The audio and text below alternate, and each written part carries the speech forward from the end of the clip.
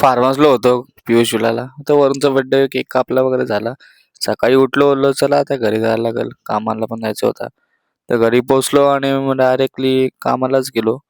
तर डायरेक्टली जुबिलीला गेलो गोदरेज घ्यायला. तिथं पेस्ट कंट्रोलचं काम होतं सकाळी-सकाळी.